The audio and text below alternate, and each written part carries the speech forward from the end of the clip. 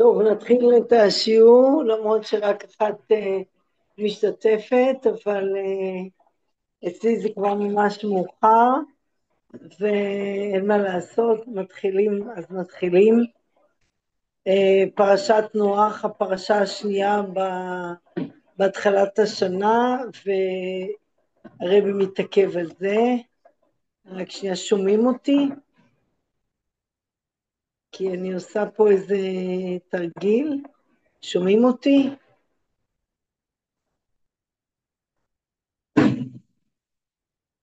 איך אני יודע אם שומעים אותי?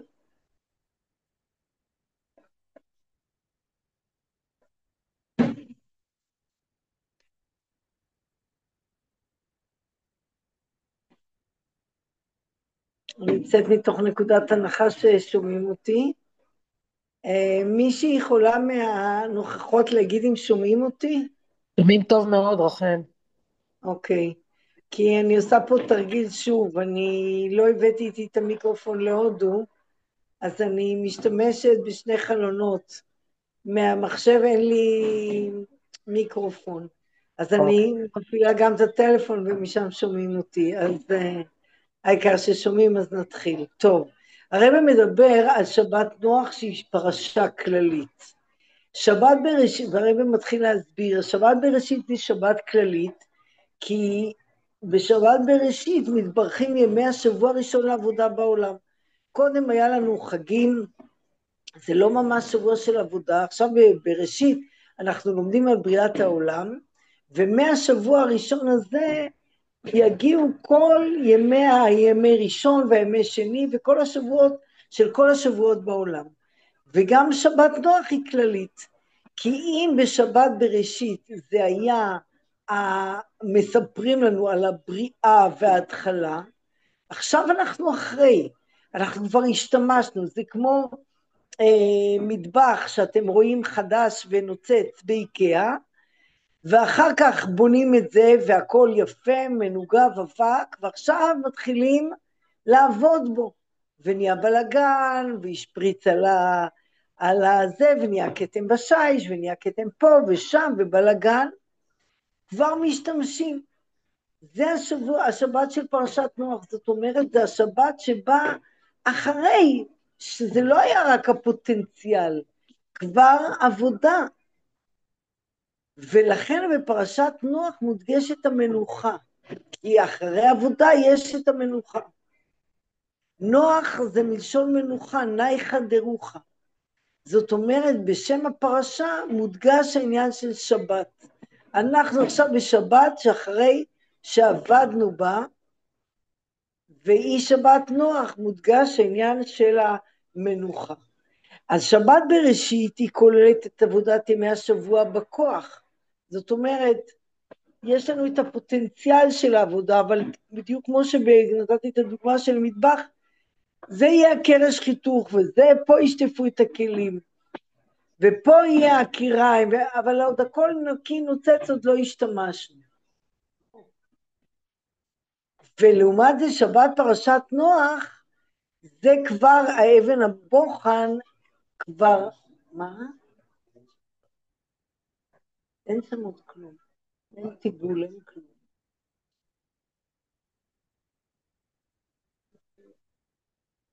אני לא יודעת. זה אבן הבוחן לעבודת ימי השבוע בפועל, זאת אומרת כבר מימשנו, כבר השתמשנו בכיור והשתמשנו בקיריים והשתמשנו בכל דבר, ועכשיו בואו נראה איך זה מיצה את זה, איך זה שירת אותנו, ואיך החזרנו את המטבח שהוא יהיה יפה כמו שהוא היה עוד לפני שמימשנו אותו. אומר הרבי, יש לבאר הקשר והשייכות גם לתוכנה של פרשת השבוע. זאת אומרת, לא רק השם נוח שהוא מנוחה, אלא גם לתוכן של הפרשה. רגע, ברח לי. טוב, אז הרבי מראה לנו בין פרשת בראשית לנוח. המשותף פה נברא העולם על ידי הקדוש ברוך הוא, ובנוח יש את ההבטחה והשבועה שהעולם מתקיים. מה שונה? שונה שני דברים. אחד, שלמות העולם, בפרשת בראשית זה מצד הבריאה על ידי הקדוש ברוך הוא. על ידי הקדוש ברוך הוא, זאת אומרת, כשהעולם ירד מדרגתו, אז יש לעולם בעיה קיומית, איך הוא יתקיים עכשיו. אבל בנוח זה מצד עצמו. היה חטא, היה אנשים שהגיע להם מבול, והנה יכול להיות תשובה, ולהגיע לנייך דרוחה, הקשת שמסמלת את התיקון. המצב של העולם בראשית זה מצד הכוונה האלוקית בכוח, זאת אומרת, השם נתן את כל הכוחות, את כל האפשרויות, את כל הדברים, עכשיו תשתמשו. בנוח זה כבר תכלס, זה כבר השתמשנו, זה קצת עבדנו, זה לא פה תשטפו את הכלים ופה תשימו את הקרש חיתוך. בפועל עשינו ומימשנו את זה. והיה רבה רעת האדם. ויחד עם זה, בעולם הכי תחתון יש זיכוך וטהרה, כשנוח יצא, עולם חדש רע. זאת אומרת, יש את המציאות שאפילו אחרי הירידה הכל כך נמוכה, יש את הפוטנציאל של התיקון. אנחנו בעוד ג' והרב מדגיש שעל ידי העבודה בפועל בנוח, נוסף פילוי גדול יותר לעומת בראשית. והרב מביא את הפסוק בנוח מצא חן בעיני הוויה. כי תשימו לב, בבריאת העולם, בראשית ברא אלוקים את השמיים ואת הארץ, פסוק הראשון, אלוקים. אחר כך כתובים ויאמר אלוקים. 32 פעמים מוזכר בבריאה שם אלוקים. כי הקדוש ברוך הוא ברא את העולם, אלוקים מסמל את האסתר, את בריאת העולם בדרך של אסתר. המילה אלוקים זה כוחות, בעל היכולת ובעל הכוחות כולם, זה המשמעות של אלוקים. זה דרגת אלוקות ששייכת לעולם. אתם תסלחו לי רגע, אני חייבת לזוז לשנייה, אני כבר באה.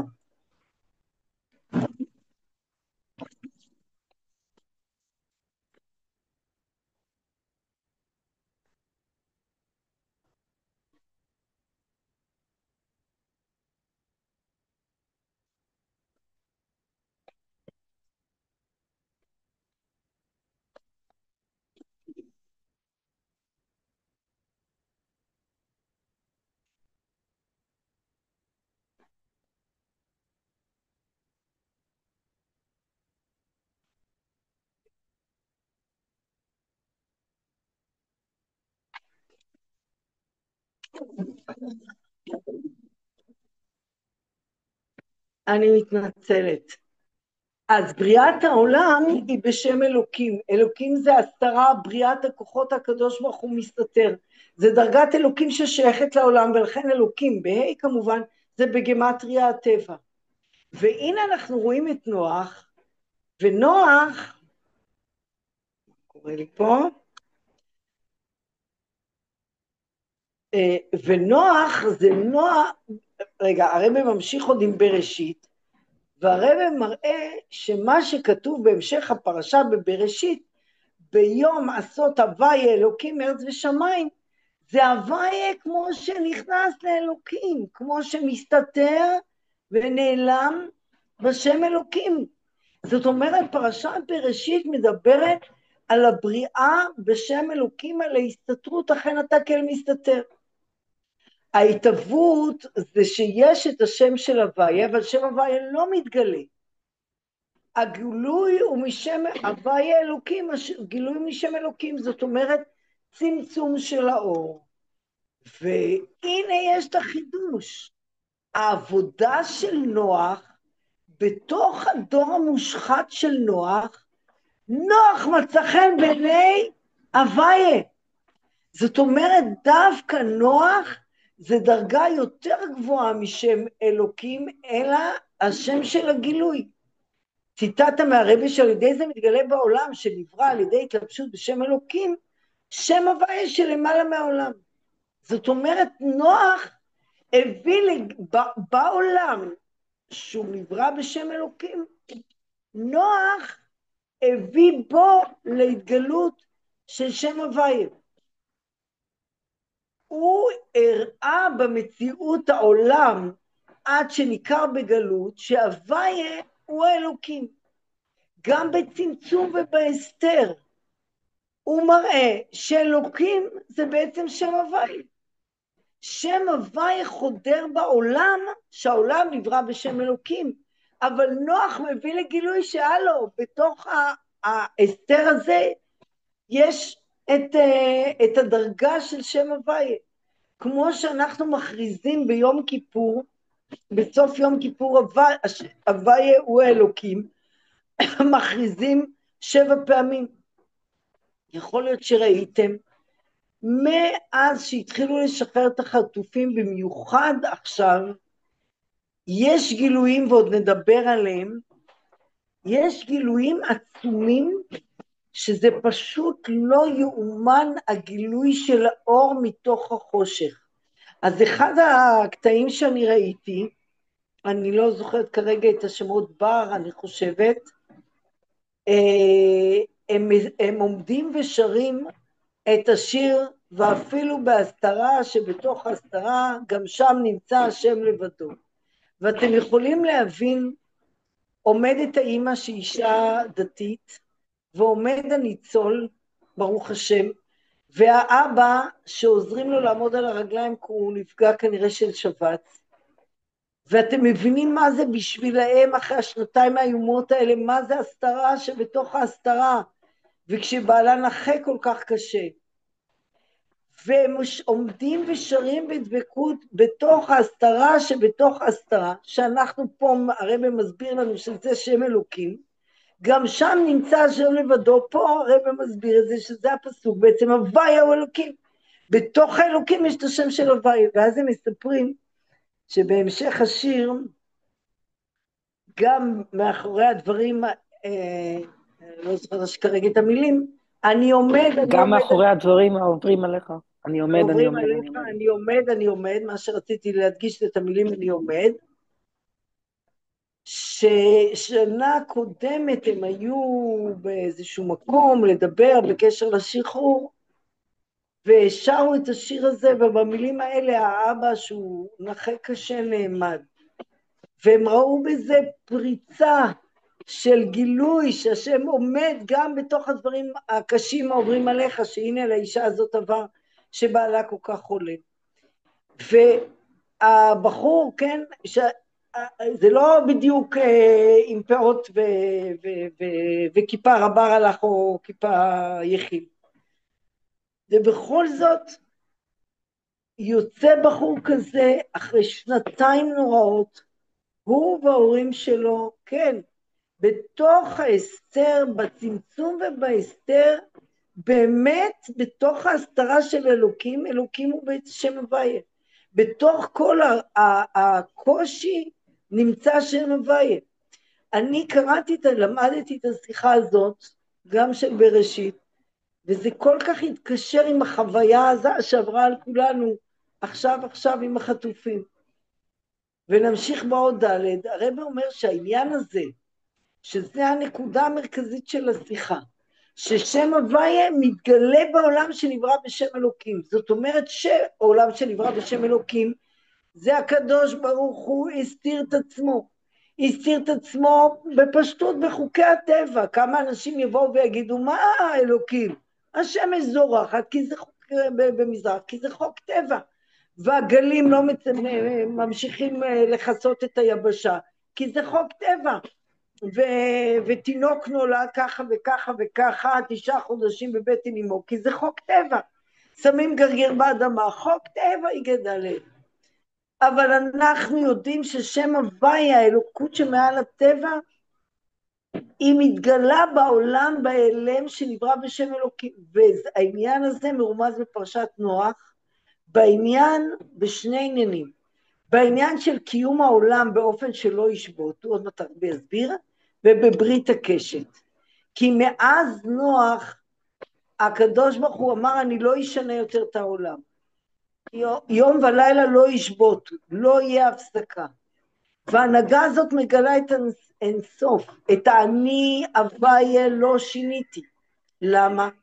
כי בעולם מוגבל יש שינוי והפסק. אני רצה, נניח, בהתחלה עוד יש לי קצת כוח, נניח, אחר כך הכוח הולך ונחלש. בעולם מוגבל, אתה שר בקול גבוה, אחר כך הכל נחלש. יש שינויים, יש רוח, הרוח נעצרת, בעולם מוגבל יש שינוי והפסק. ובכל זאת ההנהגה של העולם מאז שהשם ברא אותה, זה יום ולילה לא ישבותו, ללא הפסק. זה דבר אחד. והדבר השני, זה שהקשת, היא מצד אחד הענן שעולה מהארץ נהיה מזוכר, ועד שמשתקף בו, אבל הוא ענן שעולה מהארץ, ואז משתקף בו האור של שמש הוויה. זאת אומרת, הקשת שהיא התקשרות של מצד אחד ענן ומצד אחד קרני השמש, מראים את ההוויה עם האלוקים. שני הדברים האלה מתבטאים בפרשת נוח להראות שנוח מצא חן בעיני הוויה. שנוח התגלה וגילה בתוך ההסתר את האלוקות שמעל הטבע.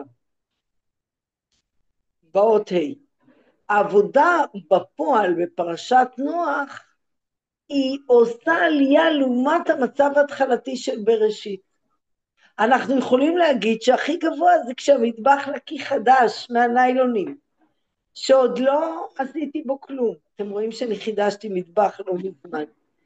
אז זה חי אצלי המשל הזה. בהתחלה הכל מבריק, אז זה נראה שזה הכי טוב. אבל לא, דווקא כשעובדים בזה, זה מגיע בעצם למימוש, וממילא למצב יותר גבוה מהמצב התחלתי. וזה מרומז בפרשה הבאה בלך לך. לך לך זה לך לעצמך, הליכה אמיתית מעל ומעבר למצב הקודם. מה שהיית, היית. עכשיו שאתה הולך, לך לך, לך אל המעלה האמיתית שלך, אראה ואגלה אותך בעצמך. זאת אומרת, דווקא דרך העבודה, זה יותר גבוה מהמצב הקודם. ושוב, אני מוצאת את עצמי לומדת את זה וחושבת על כל הניסיון שכולנו עברנו בשנתיים האלה, ובפרט החטופים.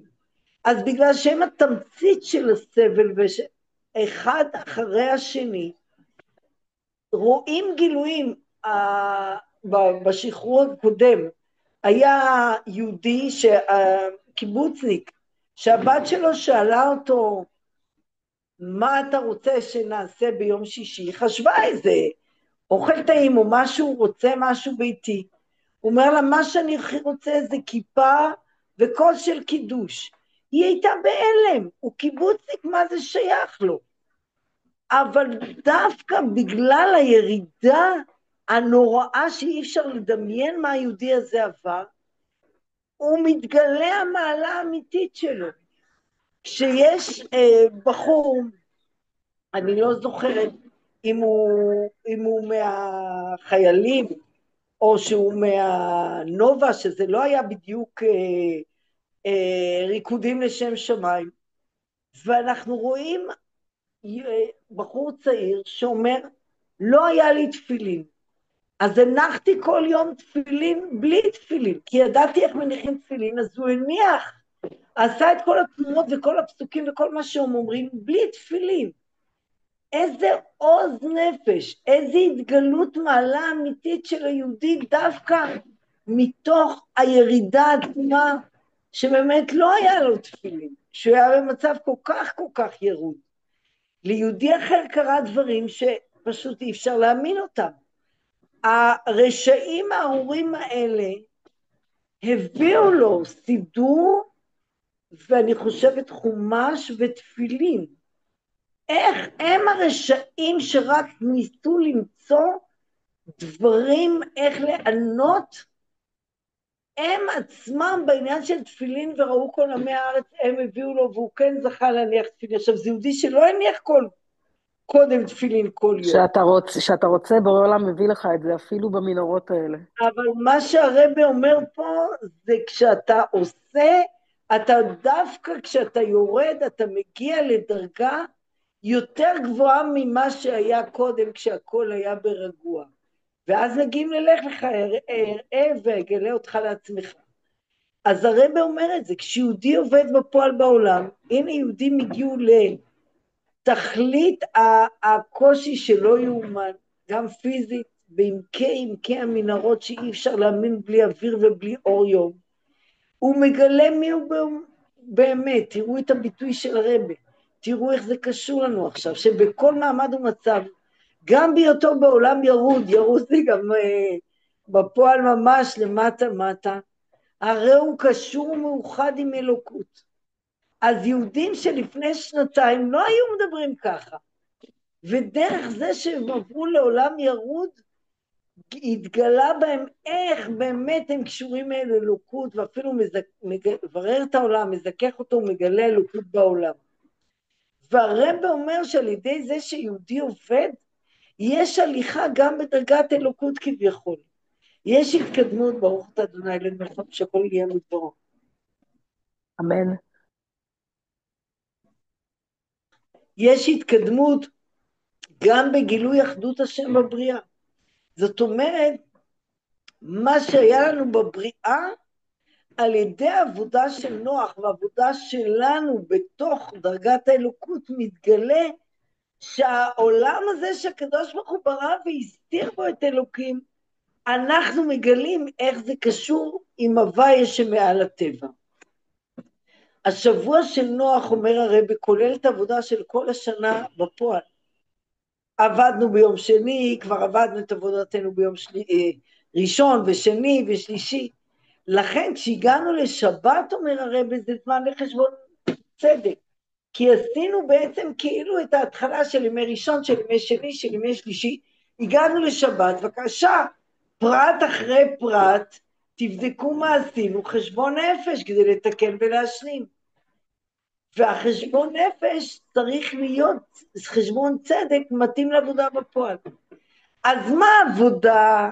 מה זה נוח מצא חן בעיני הוויה? אנחנו צריכים לגלות בעולם, בתוך ההלם, דרגת אלוקות שמעל העולם. אנחנו צריכים לגלות שהוויה הוא האלוקים, זה סם, כמו שאומרים פה. הוויה הוא האלוקים, האלוקות שמעל הטבע ושבטבע אותו דבר. אז גם החשבון צדק צריך לעשות באופן הזה, בגלל שהרבא כל כך מזכיר את הפסוק הוויה אלוקים, זה הפסוק שאנחנו אומרים אותו 7 פעמים בסוף יום כיפור. אני רוצה להזכיר ברגע מה המקור של הפסוק הזה. היו כהני הבעל שיהודים עבדו לבעל, ובזמן של אליהו הנביא. ואז אליהו הנביא אמר, אנחנו נשים סוף לזה. מה זה אתם באים גם לבית כנסת, גם לבית המקדש, ואחרי זה הולכים לעבוד לבעל, לפסל, שנקרא בעל. אז הוא החליט לשים לזה סוף. הוא כינס את כולם להר הכרמל, כולל נביאי הבעל, והוא עמד, ואת כל עם ישראל, ועמד ואמר מולם, אם הוויה הוא אלוקים, לכו אחריו. ואם השם הוא אלוקים, לכו אחריו, אנחנו נעשה ניסיון. ועכשיו הם יראו את עצמם, ואני אראה לכם את הקדוש ברוך הוא, ונראה מה האמת. אני לא אומרת את הדברים מסביב, איך הוא העז להגיד להם, ואם הם היו, טוב, אנחנו הולכים אחרי הבעל. לא, רק זרקתי את השאלה, אני לא נכנסת לתשובה של הרבי, אבל מה שקרה, זה הבעל, נביאי הבעל בחרו וצעקו והתפללו, וכמובן לא ירדה אש מהשמיים. ואליהו הנביא זה היה שעת מנחה, ושעת מנחה לכן היא שעה שמתקבלות התפילות, והוא התפלל לפני הקדוש ברוך הוא, ואז ירדה אש מהשמיים אל המזבח אשר הוא הכין. ואז כל העם שהוא אמר לו קודם, עד מתי אתם פוסחים על שני הסעיפים? כל העם הזה צעק, הוויה הוא אלוקים. הוויה שמעל הטבע, הוא אלוקים, הוא אלוקים שבתוך הטבע. זה הפסוק מופיע בסיפור הזה על אליהו הנביא. אז נחזור לשיחה של הרבי, והרבי אומר, אם כל העבודה שלנו בנוח זה להראות שהעולם האלוקים שבראשית ברא אלוקים, אנחנו בעקבות נוח מכניסים את ההוויה ומראים אותו בתוך העולם. כמו, שוב אני מזכירה, כמו שבשבוע הזה כל סיפור וסיפור, כל חטוף וחטוף ראה אלוקות בתוך האלם הכי גדול של העולם. הרב אומר, אז התפקיד שלנו עכשיו לעשות את החשבון צדק באופן הזה. והרב אומר שכל ישראל בחזקת כשרות, זה בקשר לשני. אתה צריך להגיד על השני שכל היהודים הם טובים והם צדיקים והם קיימים מצוות, אבל בקשר לעצמך, אל תגיד הכל בסדר איתי, אני בחזקת כשרות. מדי פעם אתה צריך לעשות חשבון צדק, פרט אחרי פרט, ולבדוק במה אתה בסדר ובמה אתה לא בסדר, ולתקן במעשה בפועל. אמנם עיקר התשובה זה בלב, אבל למה בלב? כי הלב מביא את ההחלטה בפועל. בסופו של דבר, המעשה הוא העיקר, בוא נראה אותך עושה משהו. והרב אומר שבמיוחד זה במעשה בפועל בין אדם לחברו. בין אדם לחברו ביום כיפור, תגיד סליחה, סליחה, סליחה, קדוש ברוך הוא, לא יעזור לך שום דבר, עד שלא תרצה את חברך, לא יסלח לך על מה שעשית, זה לא יעזור לך. למשל, אומר הרב, והשיב את הגזלה אשר גזל, לא יעזור לך לבקש סליחה, קדוש ברוך הוא על הגזלה שגזל, תחזיר אותה. בלי זה אין על מה לדבר, אפילו בגזלה בדקות. הרב אומר, ממאמר חז"ל, יש גזלה בדקות. מישהו אמר לך שלום ולא ענית לו. זה נקרא גזלת אני בבתיכם. הוא חושב, הוא נעלב. אז באמת לא ענית לו, כי היית טרוד בדבר מצווה, ואולי בגלל שהיית כל כך טרוד לא ראית אותו, והיית באמצע 18. אבל ההוא, ולא התכוונת לפגוע, אבל ההוא, החבר שלך שלא אמרת שלום, היה לו נפילת רוח. הוא נעלב, ואתה מבין את זה שהוא נעלב. אז זה לא יעזור לך שתבקש סליחה מהקדוש ברוך הוא. לך תפייס אותו ותרצה אותו, בלי זה אין מחילה. ואומר הרב, המחילה הזאת, הגזלה הזאת, תחזיר אותה בשבת, אלבון שבטעות עשית, שבת זה יום שאתה יכול לתקן גם את זה. למשל, איך אתה יכול לתת לחבר שלך בשבת? שאתה משתתף איתו בסעודה. שאתה מכניס אורחים בשבת, אז אתה נותן צדקה בשבת. נחזור לנקודה, מה שהרבא מדבר, אז החשבון צדק כולל עיון בפרטים של המעשים, ולהשתדל לתקן אותם בפועל.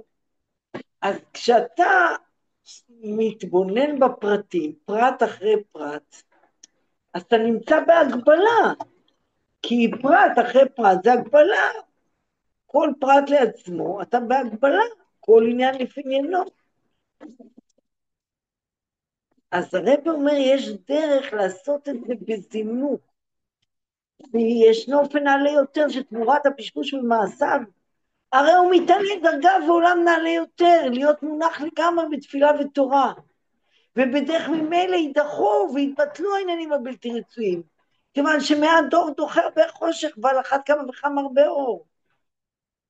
זאת אומרת, אתה יכול להביא לעצמך כל כך הרבה אור, שזה יהיה מעל כל ההתעסקויות הקטנות האלה עם הפרטים. אבל מצד שני לא יהיה אז מורגש בפרט אחרי פרט, כי אתה לא עוסק בפרט אחרי פרט, אתה מביא אור שיעיר את הכל. אז מתי השלמות האמיתית? שיש את שתי המעלות. השלמות האמיתית הוא בחיבור בית המעלות גם יחד, שהחשבון צדק התיקון והשלמות העניינים הפרטיים על ידי התעסקות בהם. מצד אחד אתה כן בעניינים הפרטיים, אבל זה מתוך תנועה של התעלות לדרגה נעלית יותר, להמשיכה ולגלותה בהמדידה והגבלה כל פרט ופרט לפי עניינו, שיהיה באופן המתאים לדרגה העליונה. וזה הרב אומר שעבודת, עכשיו הרב מקשר לנו לכל תחילת השיחה, עבודת התשובה באופן שמצד אחד אתה מתעסק עם עניינים פרטיים, אבל אתה מכניס אליהם את האור של הדרגה העליונה, זה כמו להכניס את שם הוויה בשם אלוקים, שזה עבודה של פרשת נוח. והרב אומר שיש להוסיף שעניין זה נוגע גם לשלילת רגש של צער ומרירות כתוצאה מהחשבון צדק. כשאתה עושה חשבון צדק ופרט אחרי פרט, אז פה לא הייתי בסדר, ופה פגעתי באמא שלי, ופה פגעתי בחברה שלי, ופה לא הייתי הוגנת, ופה צעקתי לילדים, ואתה יכול להגיע למרירות, אתה רואה דברים שהם לא בסדר, אז אבל אם אתה מרגיש לך בעיקר לא החיסרון שבעניינים הפרטיים, אלא יש לך את התנועה, אני עולה לדרגה נעלית יותר, אז אתה לא תיפול לעצבות. שנרגש אצלו שכוונת הירידה למעמד ומצב הדורש תיקון היא בשביל השלמות. אתה אומר, אני חושב על זה, על העניין הזה ועל העניין הזה, בשביל להגיע גבוה, בשביל לעלות למעלה. וזה התשובה שאני הולך לעשות אותה. מה זה התשובה? מה זה השלמות של התשובה שמתגלה בפועל תוקף ההתקשרות של יהודים הקדוש ברוך הוא גם בהיותו במצב ירוד? כמו השלמות של שם הוויה שנכנס בשם אלוקים. אז כל ההתעסקות הזאת, אתה מאיר אותה. אתה כבר לא מסתכל על החטא הזה והחטא הזה, כמו שאמרה לי פעם איזה בעלת תשובה שהגיעה למכון אלתם. וקודם היא הייתה, שאלתי אותה, מה ההבדל בין זה לבין מכון לבעלות תשובה של מסנגדים שהיא למדה קודם? אז היא אמרה לי שקודם הקדוש ברוך הוא יצייר לה כמישהו שיושב בשמיים ואומר לה נו נו נו. ואחרי זה היא הרגיש איך אבא הוא אבא אוהב. אז ככה כשאתה עושה את זה מתוך אור את התשובה, אז החשבון צדק והתשובה זה מרגש של שמחה ותענוג, ואתה מבסוט שאתה התקדמת ואתה מאיר את הדברים ואתה לא נופל בהם. אומר הרב, עבודת התשובה של שבת, וגם שבת וגם פרשת נוח, שניהם העניין של מנוחה. והרב מראה את המנוחה בעניין של שבת. ויום השביעי שבת, איך? להוויה אלוקיך. בשבת מתגלה העניין הזה שהוויה הוא בשם אלוקים. והיכל אלוקים ביום השביעי, פיניש, נגמר אלוקים, נגמר מידת הצמצום וההסתר של שם אלוקים, ואז מה מגיע? שבת להוויה. זאת אומרת, שבת העניין הוא להפסיק עם הדרגה של אלוקים, ולהגיע לדרגה של הוויה. אז גם עבודת התשובה של יום שבת, שבת זה אותיות השם. התשובה בשבת זה חלילה, אסור לבכות על חטאים, התשובה היא תשובה הילאה בשמחה רבה. זה לא להתעסק ולתקן ולשלול את הלא רצוי, אלא לעלות יותר גבוה, לקחת את ההתלהבות ואת החום ולעלות יותר גבוה על ידי לימוד תורה, בדוגמה של מצב של העתיד לבוא. ניקח את השבת וגם פרשת נוח, מודגשת בהם התשובה בשמחה. עוד יותר, למה? כי באים מחודש תשרי, חודש תשרי היה מרובה ממועדות, ולכן אם בכל שבת מודגשת העניין של שמחה, אחרי כל המועדות, מודגשת יותר השמחה שבעבודת התשובה. אומר הרבי, השנה יש חשבון צדק מיוחד, כי לפי עדות הרבי הראיה עצימו הכל, כולל לצחצח את כל הכפתורים, ועומדים מוכנים. אז כשאנחנו עושים השבת הזאת את החשבון צדק, מהו החשבון האמיתי בימים אלה? שתכף ומיד ממש צריכה לבוא גאולה אמיתית ושלמה בפועל ממש. זה השורה התחתונה של כל החשבון שצריכים לעשות. גם כשידע אינש, זה ציטטה מהרבי, אינש בנפשי, מעמדו ומצבו שיש אצל עניינים צריכים תיקון. כאילו אני עושה את זה. הרבי אומר, זהו, החשבון הוא שמשיח צריך לבוא. אבל אני עושה חשבון עם עצמי, דיברתי לשון הרע, ולא ממש התפללתי בכוונה, ובקושי חטפתי את המילים ב-18, וכל אחד יודע בנפשו כמה עניינים שיש לו, שצריכים תיקון. אז גם זה, אז זה נראה לנו סותר, איך יבוא משיח, הרי אני יודעת איך אני דפוקה. אין זה בסתירה חס ושלום לעדותו של נשיא דורנו, שכבר נשלמה העבודה ועומדים מוכנים לקבל את משיח צדקנו. איך זה לא בסתירה? הרי אני יודעת שאני דפוקה. אז איך העולם מוכן? אומר הרבי, כי העבודה דכללות נעשתה במשך כל הדורות שצריכה להיות בזמן הגלות. העבודה של כולם, כל הדורות. כדי לבוא לשלמות הגאולה ששורה במעשינו ובעבודתנו בכל זמן משך הגלות, נסתיימה ונשלמה. הכל פיניש, כל הדורות כולם. הדור של השואה והדור של האינקוויזיציה, והיהדות של רוסיה והיהדות של תימן, והיהדות של הרמב"ם, כל השנים כולם, הכל הצטבר והצטבר והצטבר, והכל הסתיים. ושימו לב למשפט, ואין ביאור והסבר כלל על עיכוב הגאולה. אז כששואלים, מי שהייתה אצלי בשבת, היא אמרה לי, היא למדה בבית ספר דתי כזה, ככה, בערך, והיא אמרה לי שהיה לה ירידה במלחמה, כי איך הקדוש ברוך הוא עשה את זה? וזה באמת שאלה, כמו שרבנו שאל אמר אותה לעם הזה. אבל הרבי עונה, אנחנו לא צריכים לענות תשובה ולמצוא, כי הרבי עצמו עונה, אין ביאור והסבר כלל על עיכוב הגאולה. אין לנו הסבר איך הרבי אמר את זה ועבר כל כך הרבה זמן בגאולה עוד לא הגיע. איך? הרבי אמר שאין ביאור והסבר כלל, אז אנחנו נסביר. אין הסבר. כשהרבי יתגלה, אז הרבי יסביר לנו את זה. אבל הכל מוכן. הכל עבודה של הדורות, הכל בנוי. ולכן גם אם חסר בעבודתו של הפרט במשך הזמן שמתעכבת הגאולה מאיזה סיבה שתהיה, חסר, אצלי חסר. הרי זה עניין פרטי שלי, קטן, שבוודאי צריך לתקנו ולהשלימו. אבל זה לא גורע חס ושלום בגבר ושלמות מעשינו בעבודתנו לכלל ישראל שעומדים מוכנים לגאולה. זה שאצלי דפוק משהו, אבל הגאולה מוכנה, עם ישראל גמר. עליי לתקן את הטעות תיקון אצלי. וכיוון שכן, גם התיקון והשלמות הפרטי בנקל יותר. אני לא בייאוש. זה קל יותר לתקן מתוך שמחה. ויודעו שתכף ומיד ממש באה הגאולה האמיתית והשלמה. עם ישראל, הם קומה אחת שלמה כמו אדם שלם בכל איבריו וגידיו, ברוחניות ובגשמיות. אז תדמיינו קומה אחת שלמה, אדם אחד שלם, מה זה שזה חיסרון פרטי של מישהו, כמו מחוש או חולי קל או חיצוני באיבר פרטי.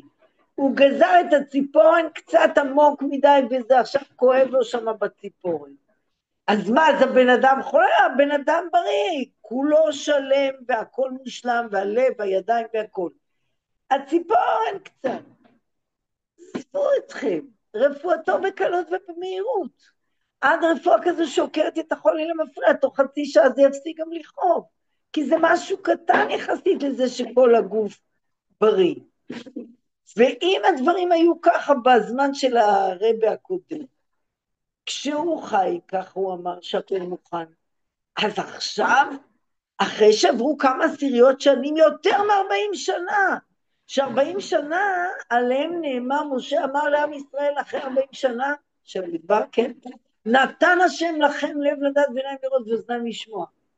זאת אומרת, 40 שנה זה כמות של זמן שאתם חייבים להבין. במיוחד אז אם הרבי הריאץ אמר את זה, אז עכשיו בטח. על אחת כמה וכמה שנה זה תשנ"ב שראשי תיבות שלה. אחרי תנסה שהייתה שנת נפלאות תרנו, אז תהיה שנת נפלאות בה ונפלאות בכל, בכל מכל כל שבגימטריה קבץ. בכל מכל כל זה על שלוש האבות. השם ברך את אברהם בכל, ומכל זה כתוב לגבי יצחק, וכל לגבי יעקב. זאת אומרת, בכל מכל כל כולל את הברכה של שלושת האבות, ולכל הראש, בעיקר הנפלאות של הגאולה האמיתית והשלמה, שכמו במצרים, ככה גם אנחנו נזכה לראות את הניסים, וכבר ראינו ניסים. בשנתיים האחרונות היה קשה, והיה סבל, והיה צער, אבל אין בן אדם שלא יודע אם אנחנו נתחיל, אם מישהו יעשה איזה ספר, שיקבץ את כל הניסים שהיו, זה הרי לא יספר מרוב.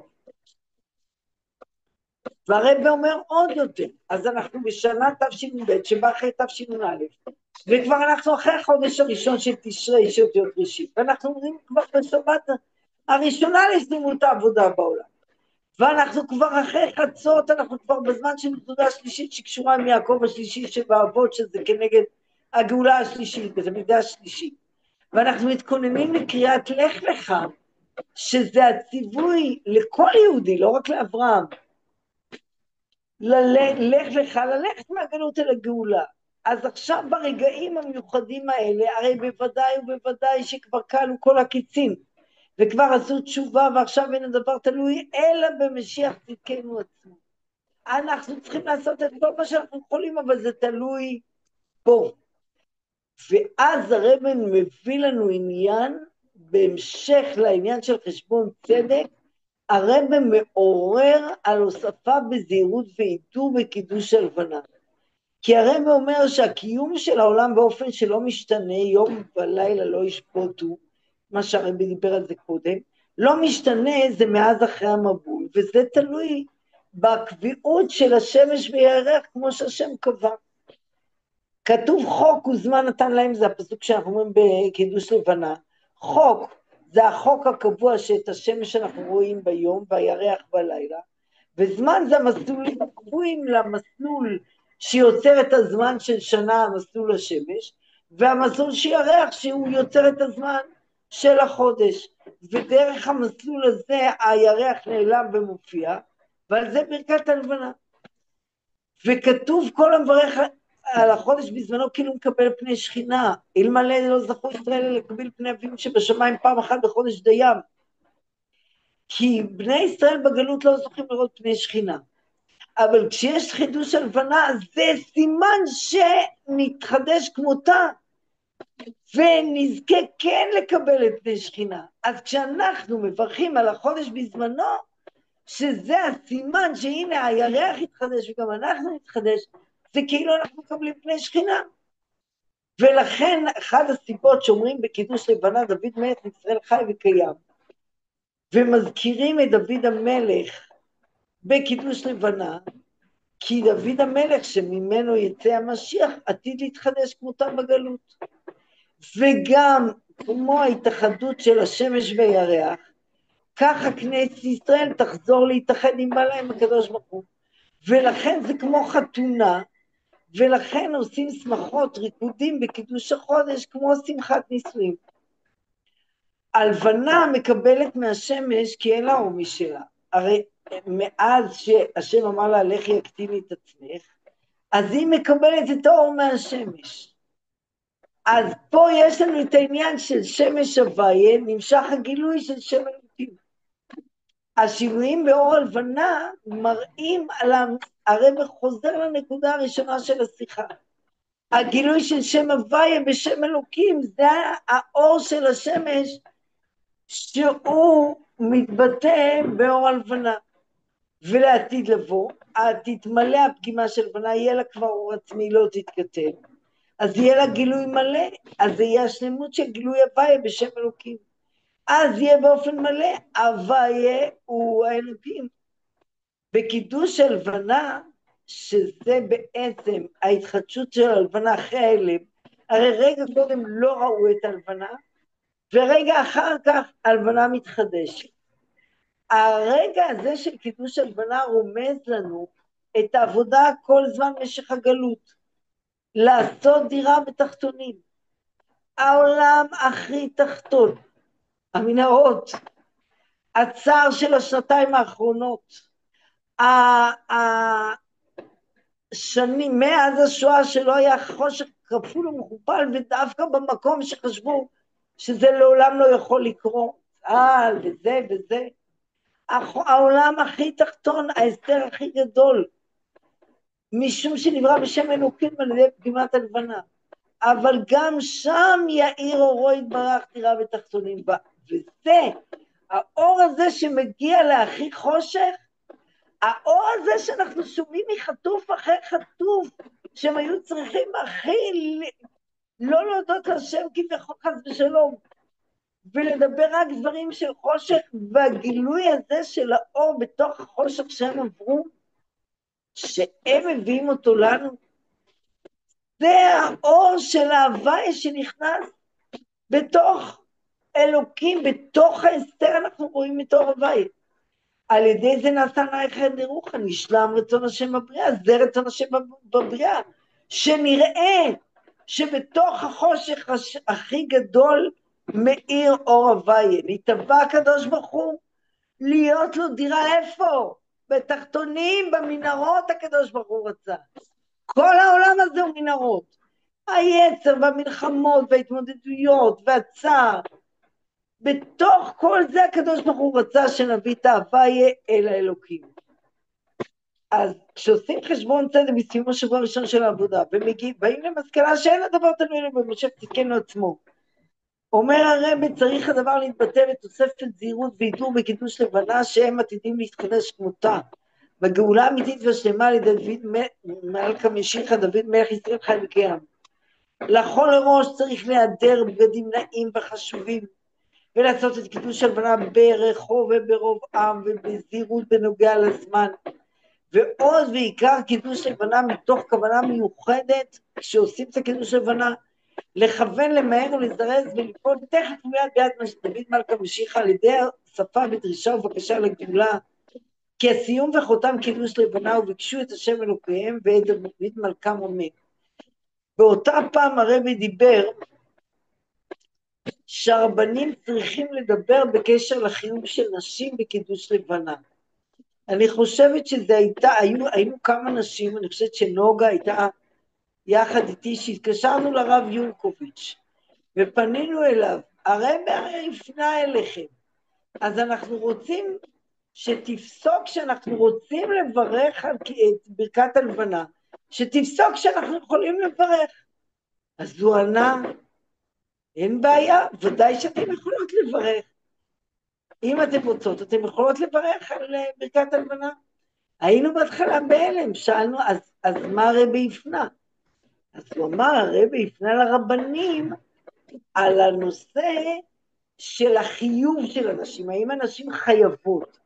אבל אם הן רוצות, בוודאי שכמו במצוות 4 מינים וסוכה, בוודאי שהן יכולות לקיים, וכמו שהרבי אומר פה, בגעים נעים וחשובים, תתחילו לכל אחת שתיקח על עצמה אחרי מפרשת נוח, לדאוג לצאת ולקיים את קידוש לבנה. והרבי אומר שיהי רצון שעוד לפני הקידוש לבנה של חשוון, יתקיים מקרא שכתוב, ביקשו את השם אלוקיהם ודוד מלכה אמן, ביד דוד מלכה משיחה תכף מיד ממש, ויתקיים לך לך אל הארץ.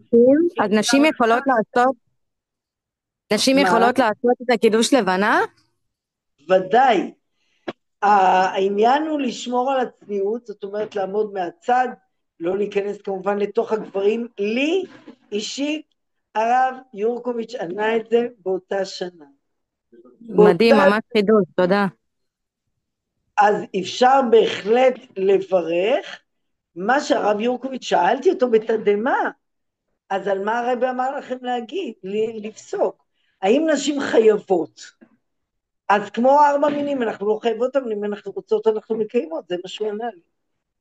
אז שאנחנו נקיים מהר את הלך לך לארצנו הקדושה, ובארץ הקדושה עצמה הלוך ונסועה נגבה, שנקבל בחזרה את כל עזה, לצד ירושלים, הר המוריה ושם גופה, כל אמן, מזרח אמן. ירושלים ואין אל אקצה, ושם גופה על מקום המזבח, שאתם יודעים שבאל אקצה יש את האבן השתייה, שקיימת בלי שינוי, זה סלע ענק שנמצא שם, ושם נעשה לפניך כמצוות רצונך, ויהיה השלמות של קידוש לבנה, כי זה יהיה באופן שמקבלים פני שכינה, ויהיה הייחוד כמו שמש וירח, אז עם ישראל עם הקדוש ברוך הוא, ויהיה הוויה הוא האלוקים, שההוויה יגלה, בשם אלוקים נגלה את ההוויה, כמו שאומרים בנעילה ביום כיפור, ואז הרבי אמר 7 פעמים בניגון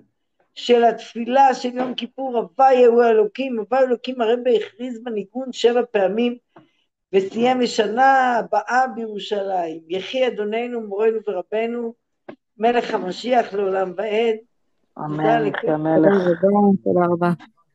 תודה, רוחלה. היית בהצלחה בארץ, רוחלה? לכולם ושבוע שמח וחורף בריא. אמן.